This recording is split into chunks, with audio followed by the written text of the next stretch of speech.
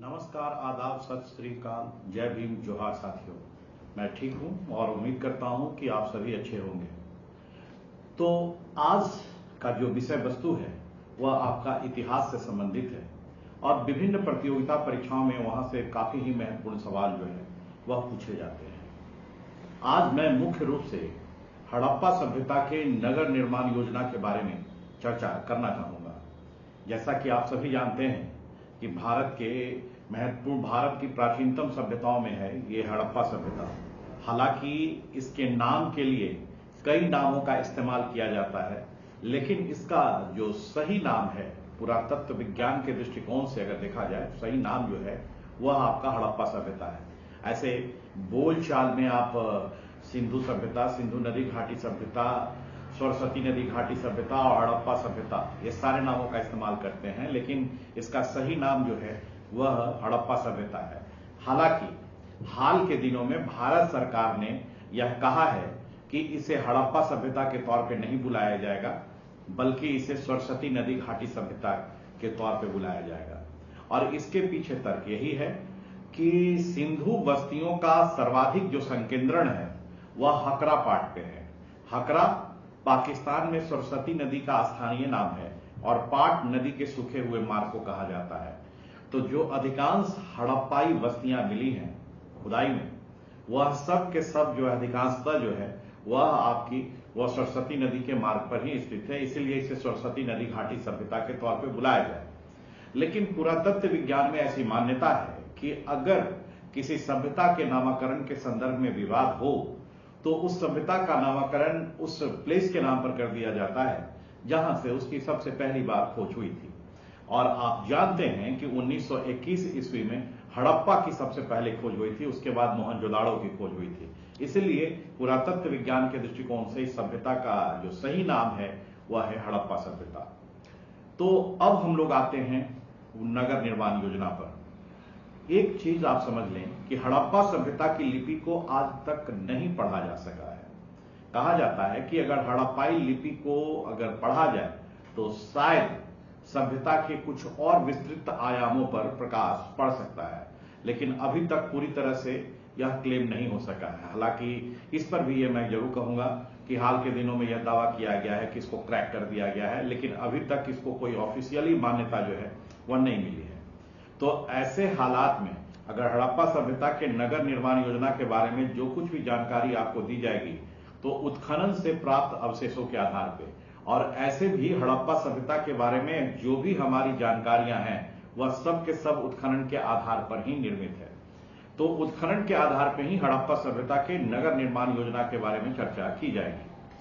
तो अगर आप इस हड़प्पा सभ्यता के टाउन प्लानिंग पे नजर डालेंगे तो इसकी कई पहलुएं नजर आती हैं कि अधिकांश शहर जो है वह दो हिस्सों में विभाजित था। दूसरा, सड़कों की व्यवस्था थी जो एक दूसरे को समकोण पर काटती थी। तीसरा जो है वह कुआं के पानी और नाली की भी व्यवस्था थी।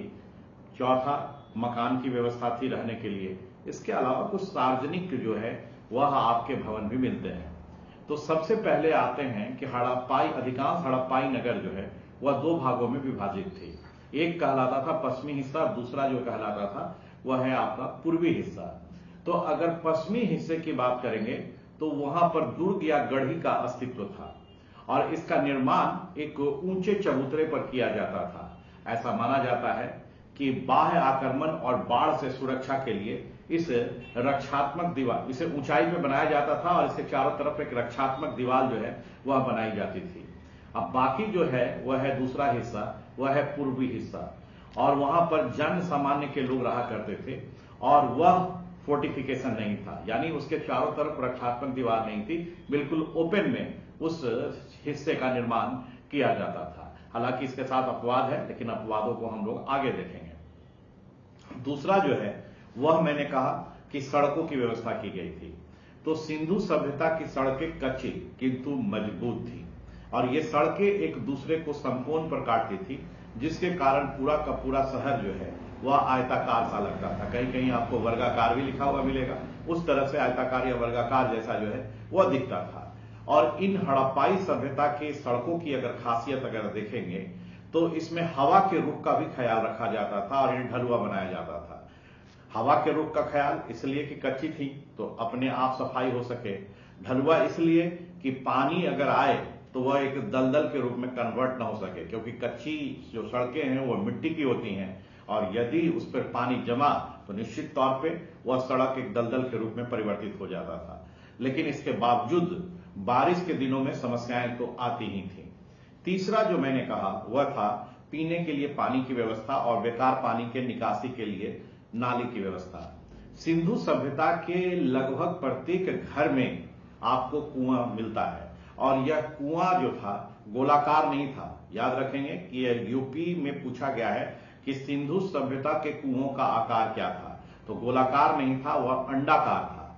याद रखेंगे कि वह अंडाकार था और अधिकांश कुओं का जो व्यास था 0.91 मीटर था। यह भी एक काफी महत्वपूर्ण चीज है जो आपको ध्यान में रखनी है कि अगर आपसे पूछ दिया जाए कि व्यास कितना है तो 0.91 मीटर। हालांकि इससे कम व्यास वाले और इससे ज्यादा व्यास वाले भी कुओं का प्रमाण जो है वह मिला है। इसके अलावा सिंधु सभ्यता में बेकार पानी के निकासी के लिए नालियों की भी व्यवस्था की गई। इन नालियों का निर्माण पक्की ईंट से किया गया था और उसकी जुड़ाई जिप्सम से की गई थी और इसलिए जिप्सम से की गई थी कि पानी के निरंतर बहाव के कारण वह नालियां कमजोर न पड़े और इनको ढक दिया गया था और इन नालियों की सफाई के लिए जगह जगह के नरमोखे बने हुए थे, यानी जगह जगह पर मेल होल बने हुए थे। और चौथा जो है वह है सिंधु सभ्यता में लोगों के रहने के लिए घर। सिंधु सभ्यता में लगभग जो है घर बना हुआ था। आमतौर पे एक मंजिल से ऊपर वाले घरों का भी प्रमाण मिलता है क्योंकि ऊपर जाने के लिए सीढ़ियां जो हैं वह बनी हुई थी और अधिकांश जो मकान थे वह पक्की ईंट के बने हुए थे और यह मेसोपोटामिया की सभ्यता से पूरी तरह से अलग है। जैसे अगर मेसोपोटामिया की सभ्यता में आप जाएं तो वहां पर अधिकांश मकानों का जो निर्माण किया गया था वह कच्ची ईंटों से किया गया था, लेकिन जब इसकी अगर हम बात करेंगे तो यह आपका पक्की ईंटों से किया गया है।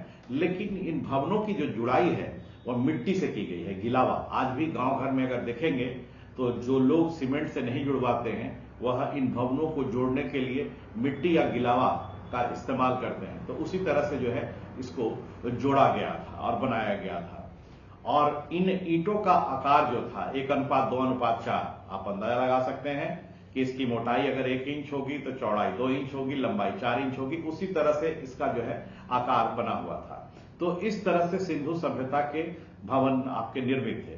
तो जैसा कि मैंने कहा कि अधिकांश जो नगर हैं वह इसी तरह से बने हुए हैं, लेकिन कुछ अपवाद भी आपको मिलेंगे।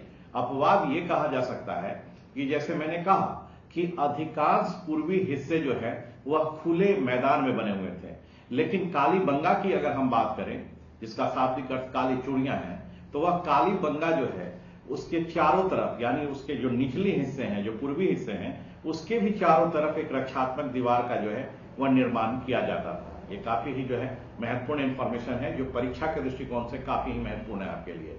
इसके अलावा अगर धौलावीरा की अगर हम बात करेंगे तो धौलावीरा का जो नगर था वह 2 के बजाय 3 हिस्सों में विभाजित था। जैसे मैंने कहा कि अधिकांश जो शहर है 2 हिस्सों में विभाजित थे, पश्चिमी और पूर्वी, लेकिन धौलावीरा जो है वह आपका 3 हिस्सों में आपका विभाजित था, जो काफी ही महत्वपूर्ण है।